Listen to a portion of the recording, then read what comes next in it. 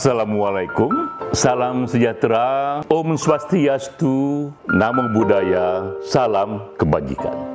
Awalnya adalah kearifan, lalu kearifan tersimpan dalam puisi. Ini adalah serial kuliah singkat menggali kearifan dari kutipan puisi. Kali ini kita gali penyair Yunus Emre dari Turki, hidup di tahun 1238 dan 1328. Dan kita kutip puisinya dari buku The Poetry of Yunus Emre.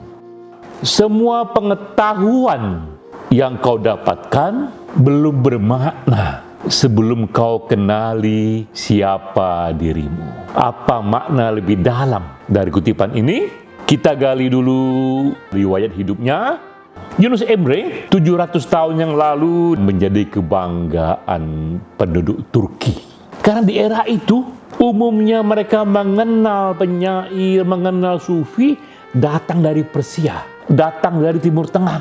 Tapi kini mereka dapatkan seorang penyair dari tanah mereka sendiri, dari Turki sendiri, dan Yunus Emre banyak menuliskan puisi dalam bahasa Turki.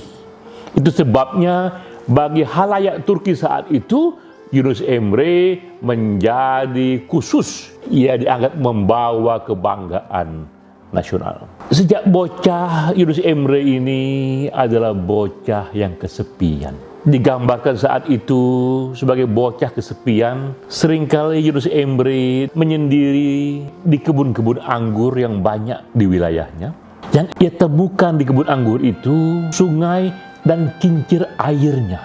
Kincir air itu bergemuruh suara air, suara yang menurutnya melengking ya, dan menimbulkan rasa yang begitu perih. Dan ia merasa kincir itu sedang menangis sesuai sekali dengan hatinya yang sepi. Ia pun membuat puisi yang terkenal dan ia katakan, akulah kincir air yang menangis itu selalu. Akulah kincir air yang menjerit-jerit itu. Pengalamannya di kebun anggur yang sepi dengan kincir air itu dianggap pengalaman puitik pertamanya. Pengalaman di mana ia menuliskan banyak sekali puisi dalam suasana yang religius, yang disimulasi oleh bunyi air dalam kincir air itu. Yunus Emre juga dilukiskan hidup dalam situasi yang sangat sederhana. Desanya seringkali kelaparan. Ia pun seringkali berkelana keluar dari desanya dalam rangka survival. Ia berjumpa banyak sekali tokoh-tokoh. Yang istimewa pada Yunus Emre adalah keinginan tahunya. Dan ia mendapatkan begitu banyak sekali pengetahuan hasil dari dia berjumpa dengan orang-orang yang ia sebut darwis. Yang mendalami begitu banyak ilmu, tapi yang ia rasakan, rasa sepi selalu datang padanya. Begitu banyak ilmu yang ia petik, begitu banyak hal baru yang ia dengar kembali dari sang darwis, tapi rasa sepi itu tak kunjung hilang. Sehingga akhirnya itu pula yang membuat ia menyatakan renungannya bahwa semua pengetahuan yang ia peroleh ternyata tak bermakna sebelum ia tahu siapa dirinya. Sebelum ia tahu dari mana rasa sepi ini selalu datang mengisi hatinya itu. Yunus Emre kemudian menjadi seorang sufi besar, ia bisa atasi rasa sepinya, ya. Tapi tetap saja renungannya mengenai rasa sepi itu menjadi kuat. Kita teringat kisah petani dan telur Raja Wali. Ini satu metafor yang menggambarkan banyak hal. Dalam kisah ini, seorang petani mengambil telur Raja Wali dan ia selipkan ke dalam tiak seekor ayam betina yang sedang mengerami. Di antara telur ayam itu, ia letakkan telur Raja Wali. Sang induk ayam pun tak tahu. Suatu ketika lahirlah semua telur itu menjadi anak-anak dan dikenal oleh sang induknya dan oleh mereka sendiri adalah semuanya anak-anak ayam. Padahal satu dari telur itu adalah anak Raja Wali. Sehingga jadilah itu situasi anak Raja Wali menjadi anak ayam.